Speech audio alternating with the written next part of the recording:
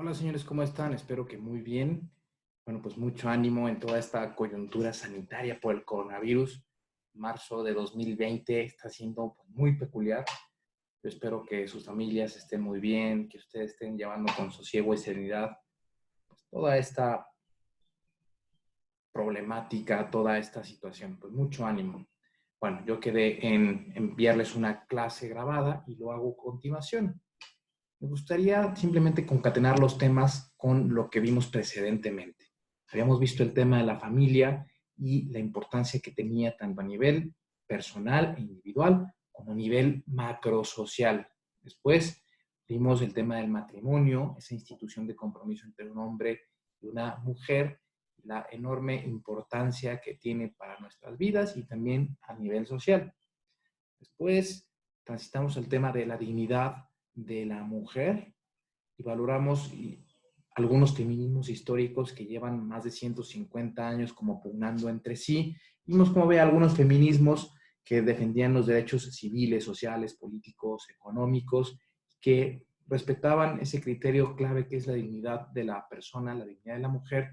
Y había otros feminismos que envilecían de alguna manera, oscurecían esta dignidad, por eso tiene una valoración desde la ética social negativa. Enmarcado en este contexto, hay un feminismo de claro corte abortista y eso es lo que vamos a ver a continuación. Algunos de esos feminismos dicen que el aborto es un derecho, pero ¿realmente es así? ¿Realmente es algo justo, bueno para nuestras personas y algo que valdría la pena promover en la sociedad, también a nivel cultural, legal, etcétera?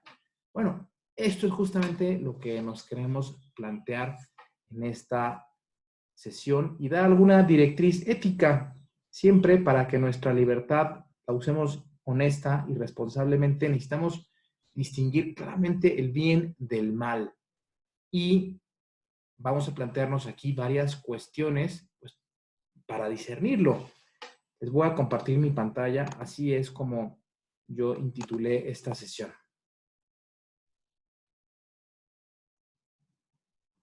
A ver, le puse la dignidad humana y su defensa en el mundo actual. Acuérdate que partimos de la dignidad como el pilar. Ahorita diré algo a continuación. A ver, voy a hablarles rápidamente de los objetivos y luego las tres maneras como vamos a abordar estos objetivos. El primero es educar, no señalar o juzgar. Queremos ser peacemakers, constructores de paz. Es muy posible que algunos de ustedes, como yo, pues hayan conocido a personas que han incurrido en el aborto y no nos gustaría llegar con esas chicas o esas familias o esos novios y con el dedo flamígero, ¡hey tú! Sino queremos comprender la situación para poder ayudar, ¿no? Luego queremos excitar la responsabilidad personal ante uno de los problemas sociales más graves de nuestro tiempo. Por los millones de abortos que se practican en el mundo, tiene un alcance enorme. Y bueno, justamente somos responsables, podemos ayudar a muchas personas. Te encontrarás compañeras en la universidad o algún amigo que se plantearán este dilema y ojalá que tú puedas ser un gran apoyo, una ayuda para darles un consejo oportuno, honesto, bien orientado. Y en tercer lugar, celebrar, dice ahí, la belleza de la vida. Queremos celebrar la vida en todas las dimensiones. La dignidad de la persona abarca justamente a cada una de las personas de este planeta. Oye, ese viejito quizá indigente que se está muriendo en Italia por el coronavirus tiene una enorme dignidad.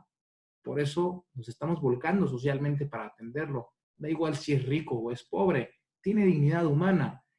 Igual el niño que está en la calle o el drogadicto, el rico, el pobre, y esta categoría también la abarca el embrión humano, el hombre, la mujer, el embrión, el inmigrante, el indocumentado. Aquí lo que estamos defendiendo es la dignidad de cada ser humano y por eso me intitulé así, celebrar la belleza de la vida. Fíjate muy bien. Aquí vamos a abordar tres líneas temáticas. Primero te voy a introducir en el contexto. ¿Por qué es tan importante ahorita en México y en el mundo, marzo de 2020, tener una razón razonada de este asunto. Voy a dar ejemplos, historias. Número 2, después ahí defenderé por qué el embrión tiene una dignidad con argumentos enraizados en la biofilosofía, es decir, en la biología y en la filosofía, los datos genéticos y luego cómo se interpretan para catalogar a alguien como persona humana y por tanto susceptible de una defensa jurídica con base en su dignidad.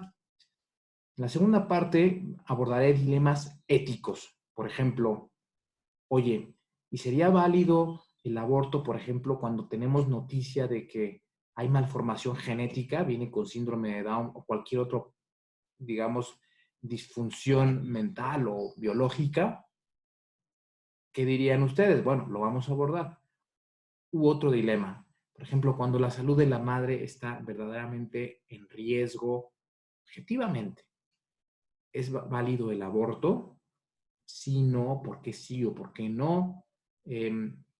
Luego, es muy frecuente escuchar que es un derecho solo de las mujeres. ¿Realmente es una cuestión social esta del aborto que solo atañe a las mujeres? Bueno, vamos a abordar todas estas dimensiones. Les comparto mi pantalla para que sigamos con la presentación y haya un apoyo visual. Fíjense. El contexto en el que estamos. Esta mujer que tienen a la izquierda se llama Olga Sánchez Cordero, es la secretaria de Gobernación, es la que está abajo de Andrés Manuel López Obrador, y ella desde su campaña en 2018 dijo que quería promover el aborto en todo el país. Esta iniciativa, como ella es del Ejecutivo, no podía salir de ella, tenía que salir del Legislativo. Entonces Lorena Villavicencio, que es mi diputada de Álvaro Obregón, yo no voté por ella, pero es mi autoridad, decidió pasar una iniciativa a favor del aborto después de que Morena ganó las elecciones. Afortunadamente, esta iniciativa se congeló y ese es el estatus jurídico del aborto. Pero sabemos que esa cuestión está palpitante siempre porque hay muchos grupos de Gire y otros que están propugnando por meterlo en todo el país. Sabemos que en la Ciudad de México ya está, pero no en muchos estados del país. Por ejemplo, en mi estado, Querétaro. Por ejemplo, recientemente, con todas las marchas del aborto, perdón, todas las marchas sobre las mujeres, ¿no? Esta cuestión palpitó dentro de varios de los grupos. A ver, es evidente que todos estamos de acuerdo, por ejemplo, en el 9M, o la mayoría de las personas, porque fue una justa reivindicación. Mataron, oye, a Fátima, mataron a Ingrid Escamilla y tantos feminicidios como consecuencia de una violencia generalizada en el país, pues que es terrible, ¿no? Sin embargo, sabemos y estamos de acuerdo en que hay una justa reivindicación para que haya más, digamos, autoridad penal, menos impunidad y sea más respetuosa nuestra sociedad con las mujeres y yo diría con toda la persona humana. Pero este es justo el punto, que se instrumentalizó esa causa por muchos de estos grupos y empezaron a decir aborto libre. Oye, pero estábamos hablando de los asesinatos de las mujeres y ahora me estás metiendo otro tema. Bueno, eso lo vamos a ver con mucha frecuencia y esto puede tener impacto en la agenda de los senadores y los diputados y por eso es muy importante que nosotros tengamos conciencia de este tema y que también tengamos argumentos para poder explicar a compañeros con mucha serenidad en la universidad, a compañeras, que podamos participar de una discusión desde la razón. Antes, yo querría decir lo siguiente, no sé si ustedes conocen BIFAC. BIFAC, ¿estás embarazada? BIFAC es tu ayuda incondicional.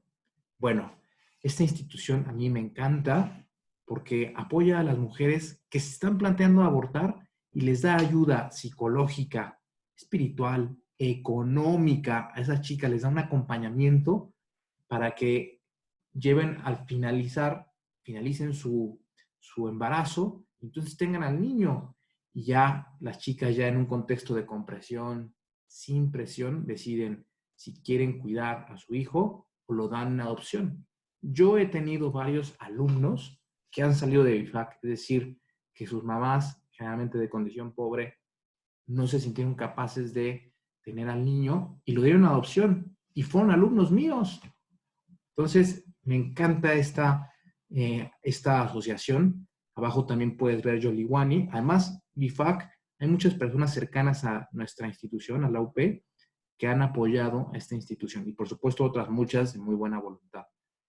Yoliwani, entiendo que es más cercana a personas de la náhuac, fantástico, y esta exalumna de la Ibero, que se especializa en ayudar a las mujeres que ya abortaron. Las tres asociaciones ayudan a las mujeres que ya abortaron, pero esta tercera se especializa particularmente en las que ya abortaron. De hecho, nosotros tuvimos en diciembre de 2019 a alguna chica que fue ayudada por esta institución, que abortó y que nos dio su testimonio, y cómo pues, le ayudó. Aquí sale la foto María del Carmen Alba, que tuve oportunidad de conocer en diciembre de 2019. Bueno, ¿por qué comento todo esto? Porque este es el humanismo que necesitamos a nivel social, todas las personas que defendemos la dignidad provida, defendemos a la mujer, al niño, la responsabilidad del padre, porque nos parece esta una mejor sociedad. También me adelanto a una objeción. Es muy frecuente que escuches en medios de comunicación que las personas pro vida quieren meter a la cárcel a las chicas que abortaron. Nada más falso, señores. A ver, cada aborto puede valer 5,000, los más baratos, algunos hasta 50,000 pesos. Justamente el aborto es un negocio.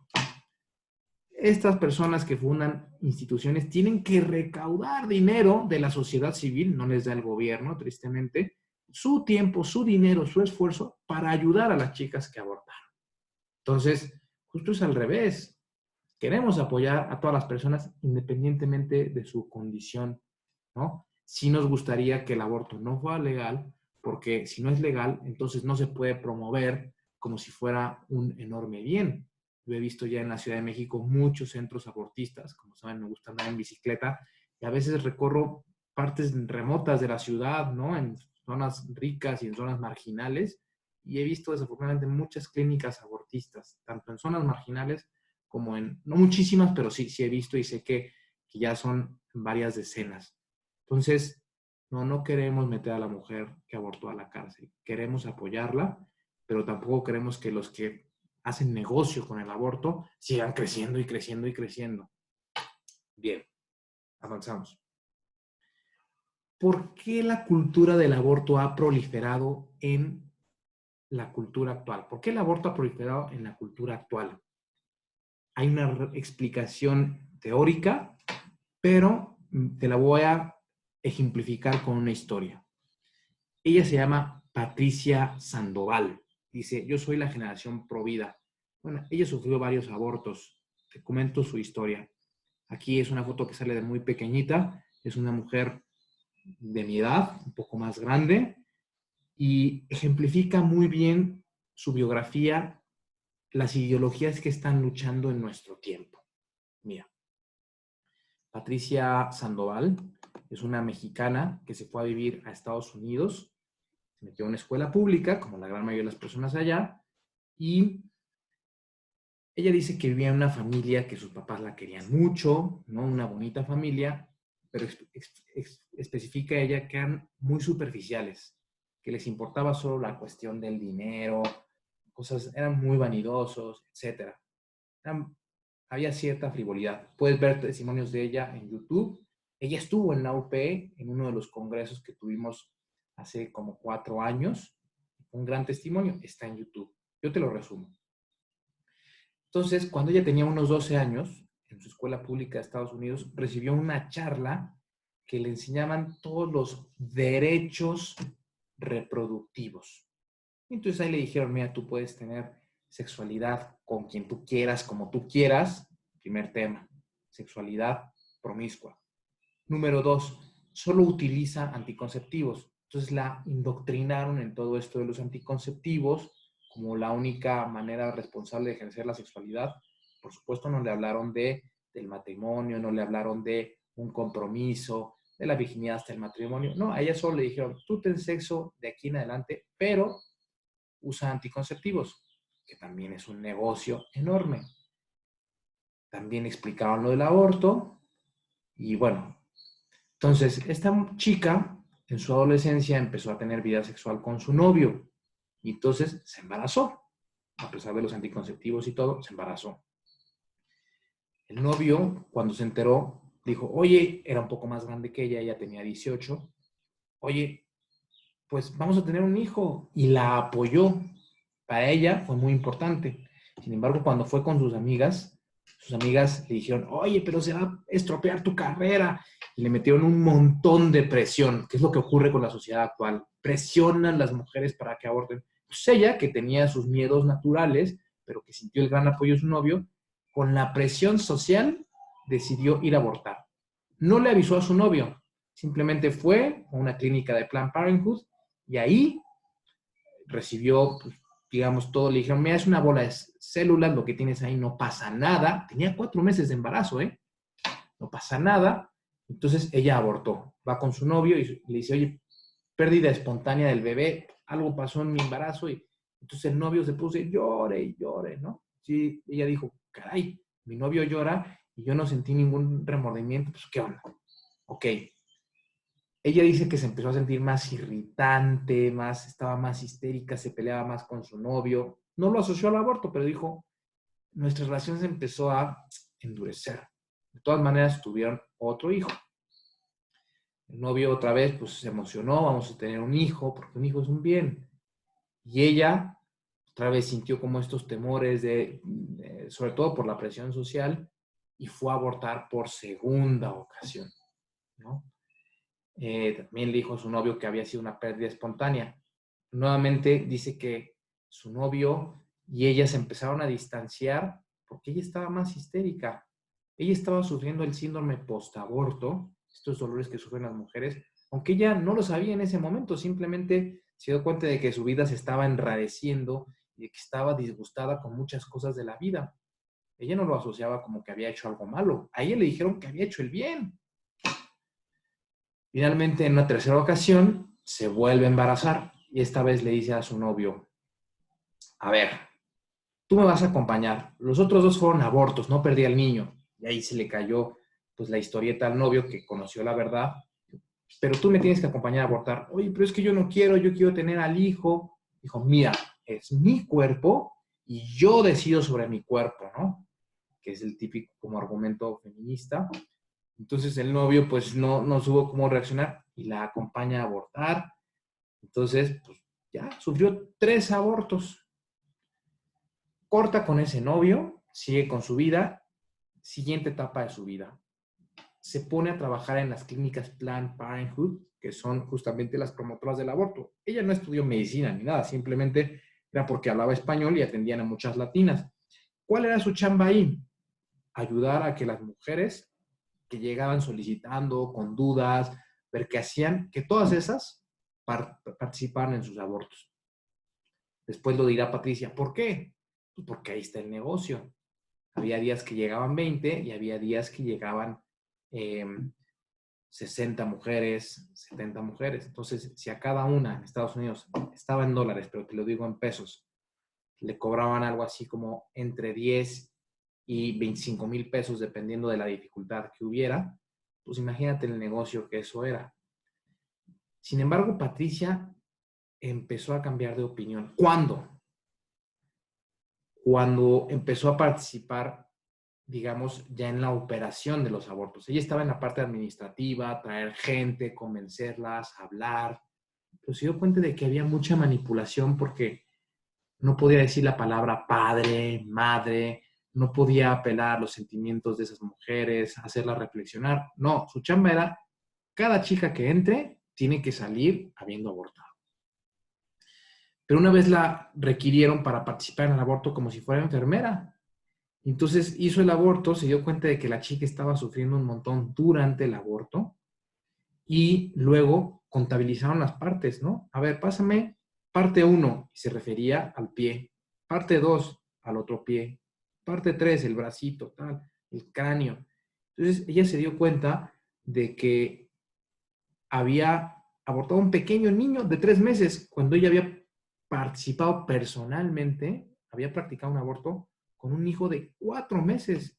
Entonces dijo, oye, a mí me dijeron que era una bolsa de células y veo que aquí tiene todas sus partecitas de un bebito. ¿Cómo es posible? Entonces se dio cuenta de que ella no solo había practicado 3 abortos, sino que había ayudado durante un tiempo a que muchas mujeres participaran en abortos, se sintió defraudada. Ante esa tristeza, ella pues renuncia a Planned Parenthood y se empieza a involucrar en un mundo como de drogas. Y así está algunos años, 2 o 2 años y medio, algo así. Ya cuando está así al culmen de la depresión, está llorando y ella reza. Entonces le pide ayuda a Dios y en ese momento una chica que estaba trabajando en un restaurante se acercó y la abrazó y dijo, oye, ¿qué te pasa? No sé qué, la escuchó. Qué importante es el cariño humano. Dijo, yo te llevo a tu casa. Ella ya vivía sola, es más, ya no sabía nada de sus papás, se habían divorciado ellos y como se daba cuenta de que estaban por unos pasos, pues quizá que no hubieran aprobado, eh, se distanció de ellos. Bueno, esa chica la llevó con su mamá y su mamá le dijo, Patricia, llevo 3 años rezando por ti y no sabía dónde estabas. Eh, y bueno, su mamá, que no era particularmente religiosa, se había hecho una persona muy espiritual, había rezado mucho y rezó por su hija. Entonces, pues ahí empezó su proceso como de acercamiento a una cuestión pro vida, también se acercó a Dios y por eso ella se convirtió después, aquí ya está jovencita todavía, aquí está jovencita, se convirtió en la generación pro vida, ¿no? Para ese momento ya había practicado sus 3 abortos, después ella ha dado testimonios pues de cómo se puede salir de las drogas. Ella vivió en la calle mucho tiempo y cómo se puede dejar una institución abortista. Esta historia me parece paradigmática. Nosotros vimos una película también en la escuela que se llamaba Unplanned, ¿no? No planeado, etcétera, que era la historia de Abby Johnson. Abby Johnson, esta chica, te la pongo en la pantalla. Te la pongo en la pantalla. Ella también es una mujer que trabajó en Planned Parenthood. De hecho, fue premiada como una de las principales promotoras, una de las mejores clínicas del país.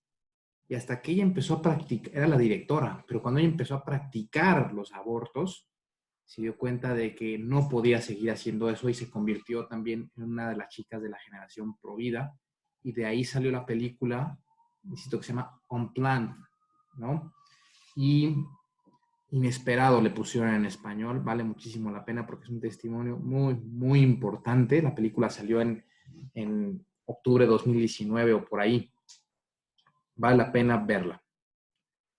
A ver, estas chicas fueron, por así decirlo, como ejecutoras sin saberlo, de todo un programa que se llama Derechos Sexuales y Reproductivos, que en 1995 tuvo un alcance global después de la Conferencia para la Mujer en Pekín en 1995 de la ONU. Y los derechos sexuales y reproductivos, aunque quizá hayamos visto algunas cosas, pues, ¿qué es lo que propugnan? Justamente el sexo sin compromiso, como le pasó a Patricia Sandoval. Luego propugnan el uso de anticonceptivos y la esterilización, el aborto seguro como un remedio. Luego también defienden la fecundación in vitro y la ideología de género, todo lo LGTB, etcétera, más recientemente. Pero como ves, estas ideas influyeron en la vida de Patricia enormemente. Ella cuando recibió esa charla dijo, pues qué padre, ¿no? Puedo tener vida sexual, está maravilloso, soy responsable si uso anticonceptivos. Y justamente dice, esa educación materialista y hedonista que recibí de pequeña en esa escuela y que no tuvo ningún contrapeso en casa de mis padres, porque mis padres se dejaron ya, pues, lo que diga la escuela está bien. Ahí está también el gran tema. A veces el vacío educativo que hay en muchas familias y que entonces ahora muchos chavos y chavas, pues por así decirlo, se dejan influir muy fácilmente, manipular muy fácilmente por ideologías dominantes que están en el ambiente, que es un enorme negocio para muchas personas, ¿no? Y que también ya tienen un capital político. Pero bueno, esta visión de los derechos es hedonista, materialista, y de hecho sabemos que es muy tramposa porque los derechos humanos tienen un enorme prestigio en el mundo, Sabemos que hubo un documento fundamental en 1948, después de la Segunda Guerra Mundial, cuando todos los países dijeron, nunca más una guerra mundial. Lo que aquí ocurrió es que no respetamos la dignidad humana. Y escribieron, ahí te lo recomiendo, los derechos humanos de 1948. Entonces, vamos a partir de ahí, como piedra de toque. Lo que ocurrió en las siguientes décadas, sobre todo de los 70 para acá, es que los defensores de la revolución sexual dijeron, oye, si el discurso de los derechos humanos tiene tanto prestigio, a nuestras ideas vamos a llamarle derechos sexuales, pero no estaban enraizadas en la dignidad de la persona humana, sino simplemente en la versión ideológica de cómo entendían los defensores de la revolución sexual esos derechos.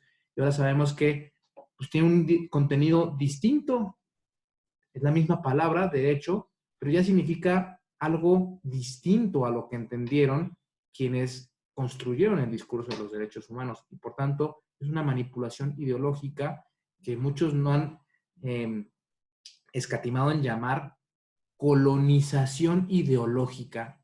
Es una manipulación a tal escala a nivel mundial que es una colonización ideológica. Bueno, pues eso tiene consecuencias en la vida de las personas. Lo tuvo en la vida de Patricia y está teniendo consecuencias en la vida de muchas personas. Ojalá que no sea en la nuestra, en nuestras familias, y que nuestros amigos que se están dejando embaucar por estas ideologías hedonistas, materialistas, consumistas, pues podamos ayudarles.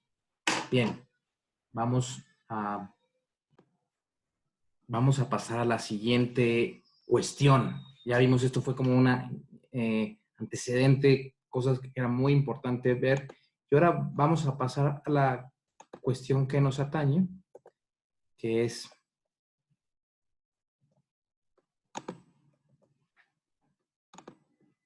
fíjate muy bien, ¿qué es el aborto?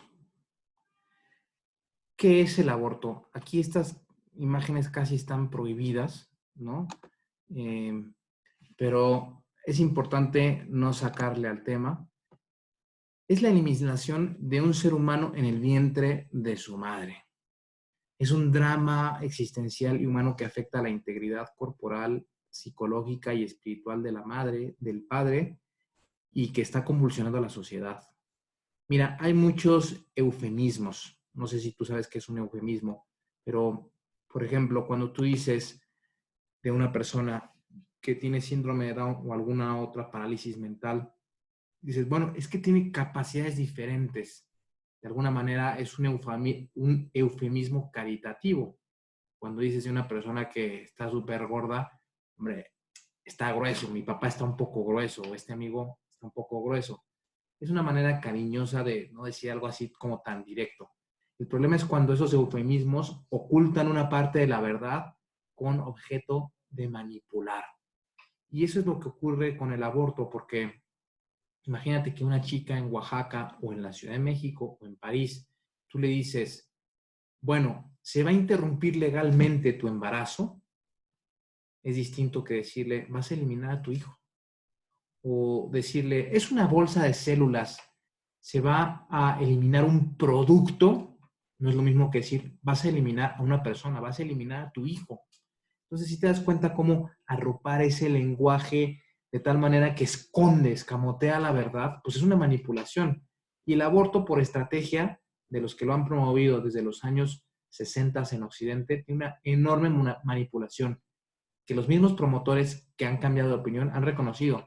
Nosotros utilizamos la manipulación lingüística como estrategia, si no la mayoría de la gente no hubiera comprado no hubiera comprado esta idea, ¿no? Entonces, tiene muchos eufemismos. Vamos adelante. Compartir pantalla. Fíjate muy bien.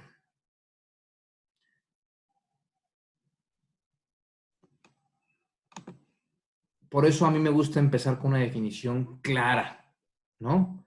El aborto, pues esto es el síndrome postaborto reflejado artísticamente. A la izquierda puedes ver a un padre y una madre que están sufriendo por su hijo que abortaron. Es muy frecuente, y a la derecha simplemente a la madre.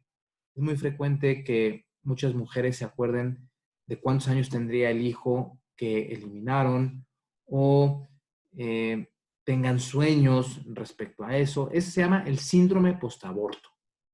Muchas mujeres lo sufren, no todas, pero muchas mujeres sufren estos dolores psicológicos después de haber abortado, que pueden durar años, décadas.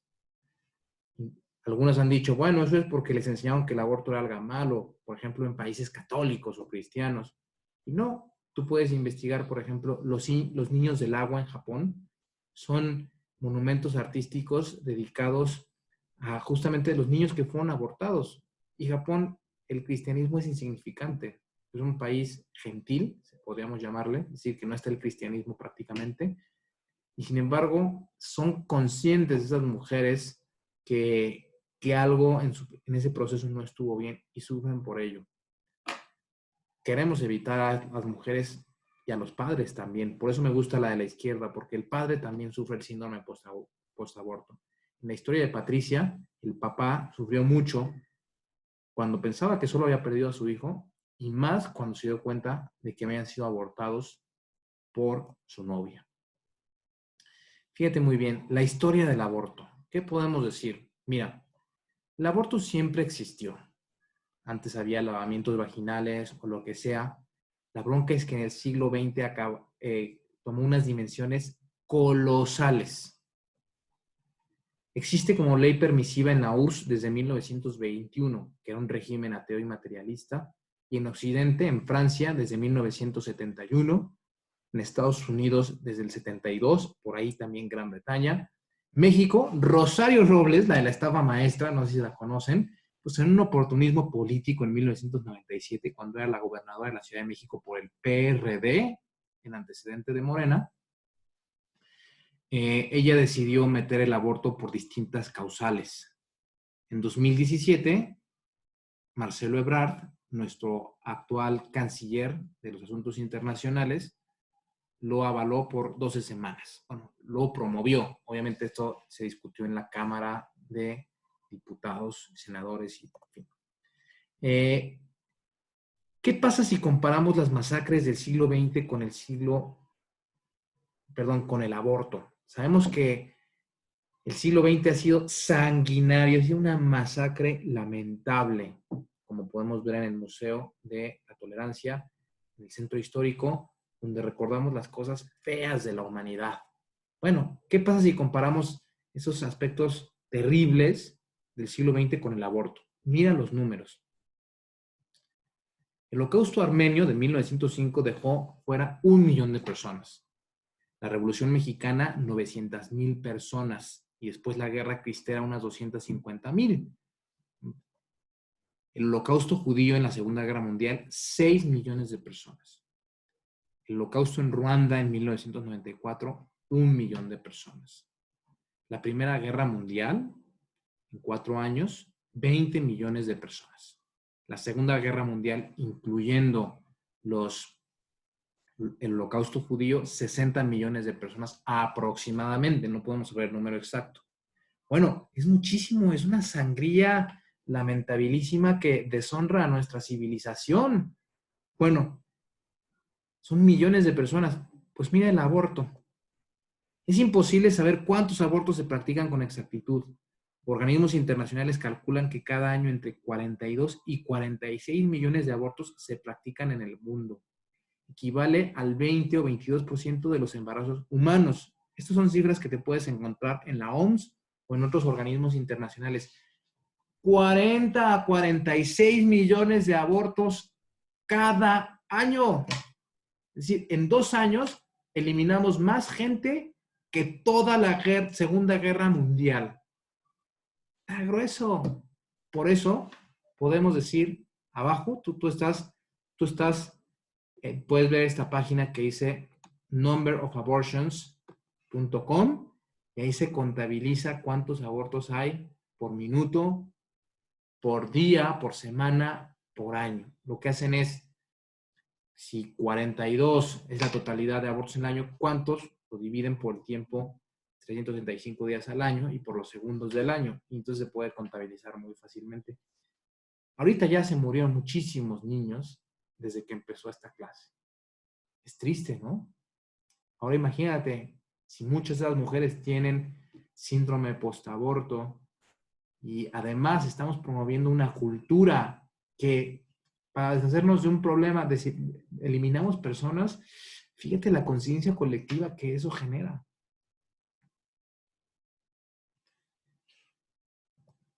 Bueno.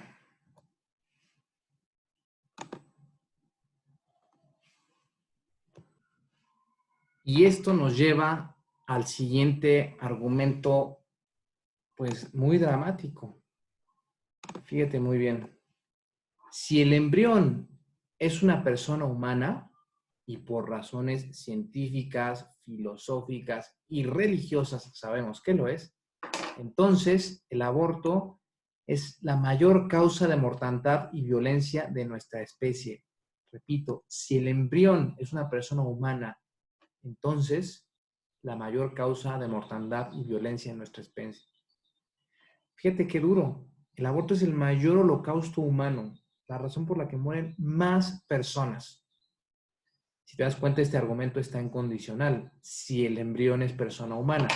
¿Qué es lo que voy a hacer a continuación? Justamente dar argumentos biofilosóficos para explicar esta premisa.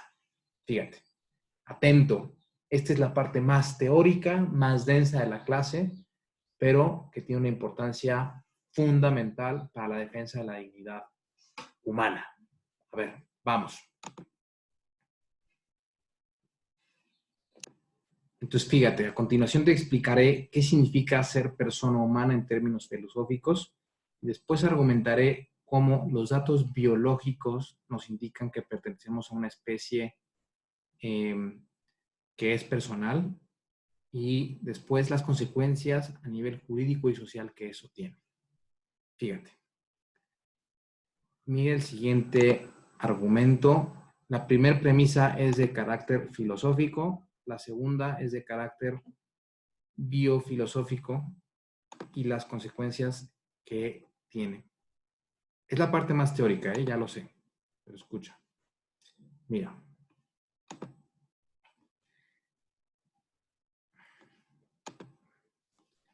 Fíjate este argumento. El único criterio para otorgar, esta es la premisa, ¿no? Premisa, conclusión. El único criterio para otorgar el ser persona es pertenecer a una especie que sea personal.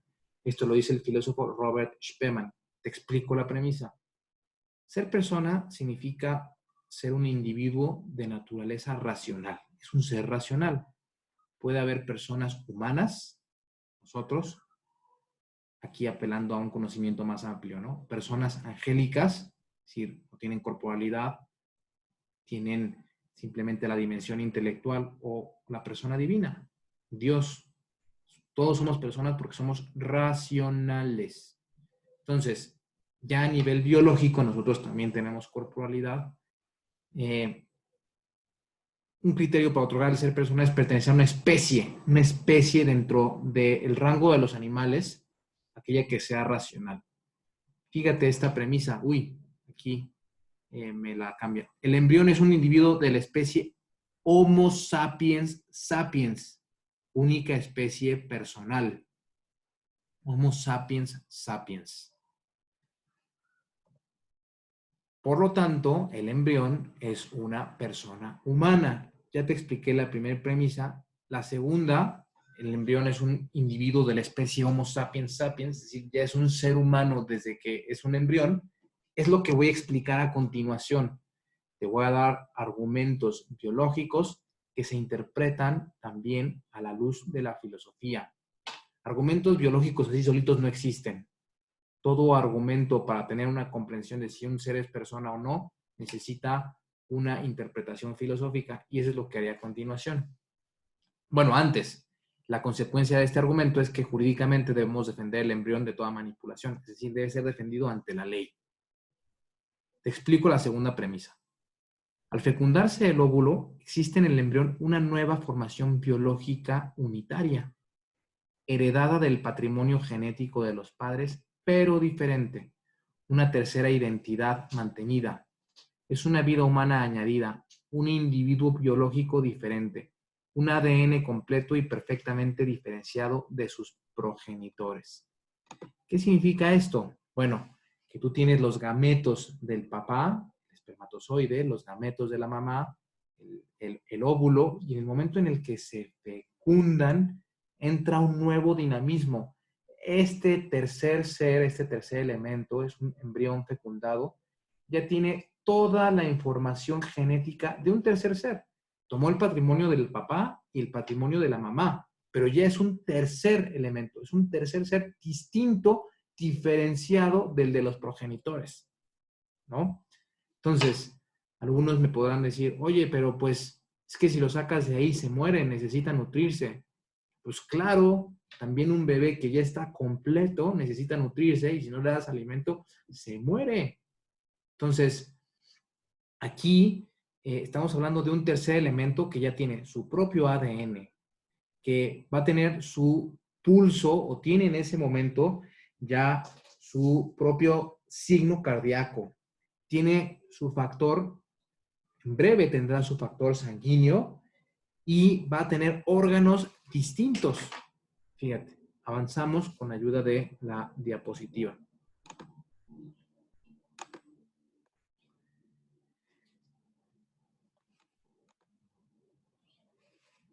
El desarrollo embrionario es un proceso, dice una bióloga de la UNAM, doctora en genética, es un proceso coordinado bajo el control de un genoma, es decir, no va a devenir en cualquier tipo de desarrollo, sino que la información que ya tuvo de su ADN es la que va a determinar ese proceso. Tiene un proceso coordinado, continuo, no tiene interrupciones y saltos, es irreversible, con linajes específicos, ya no se puede echar para atrás, gradual, va orientado paso a paso. Por tanto, el embrión es un organismo autónomo, pero dependiente. O sea, a ver, ¿qué significa autónomo? Que es por sí mismo un tercer ser, pero es dependiente porque la sangre de la madre que le nutrirá vía del cordón umbilical le pasará todos los nutrimentos que necesita para desarrollarse. Es una belleza este proceso de desarrollo. ¿Qué es lo que necesita? Tiempo para autoconstruirse y autodesarrollarse. El cigoto arranca la dinámica en el proceso vital de desarrollo. Bien.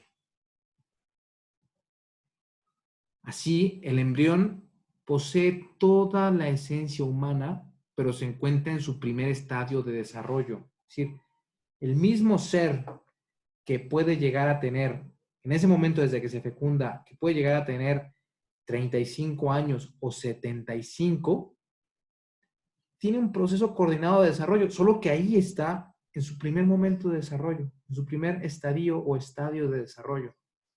Cuando tiene un año, está en un estadio de desarrollo posterior, pero ya arrancó un proceso que tuvo ahí su inicio y que solo culminará cuando el individuo muera, por razones naturales o porque lo eliminemos.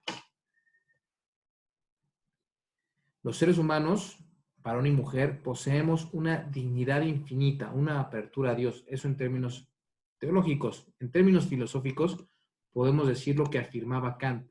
Como ya es una persona humana, es un absoluto y por tanto hay que tratarlo siempre como un fin. Nunca una persona humana es un medio, no es un instrumento para algo, para alguien o para satisfacer las ideas o los caprichos de nadie. Es un ser que posee dignidad y por tanto tiene un valor en sí mismo, como un absoluto. Y en términos teológicos, podemos decir además que la mujer y el varón son imagen y semejanza de Dios. Desde el momento en el que se fecunda ese óvulo, ya tiene en ese proceso unitario de desarrollo un alma humana susceptible de conocer al Creador. Esto ya en términos filosóficos y teológicos, ¿no? Sí, está destinada al Creador. Por eso, ya en términos más cristianos, podemos rezar por todos estos niños que han sufrido abortos, millones y millones en las últimas décadas, y saber que ahí hay un alma individual, hay un ser racional que puede digamos, recibir nuestros rezos. Y como ya estarán en el cielo, cada vez que rezamos por ellos, recibimos también. Fin.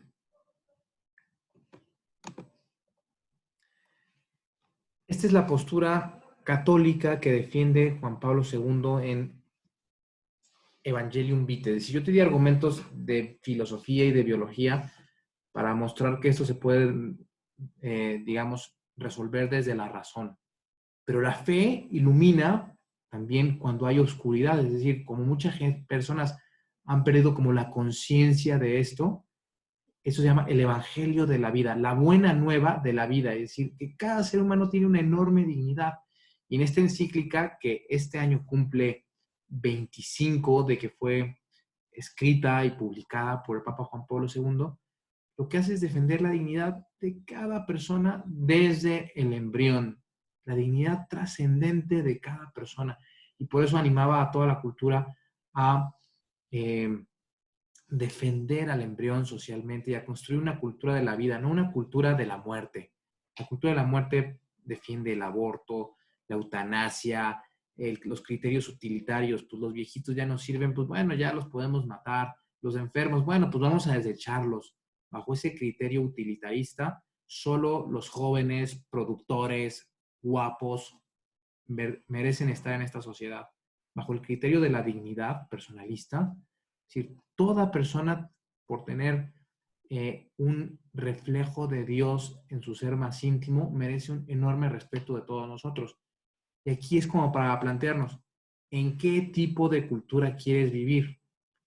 Una en la que tú merezcas estar en la sociedad por lo que aportas a ella a nivel productivo, económico, estético, cultural, o tú mereces estar en la cultura actual, en nuestra civilización, porque eres un ser humano. Aquí se están abriendo dos caminos irreconciliables y hay que tomar postura. Tú decides qué tipo de sociedad quieres construir, una civilización de la muerte o una civilización de la vida, como nos invitaba Juan Pablo II. ¿Qué es lo que haremos a continuación?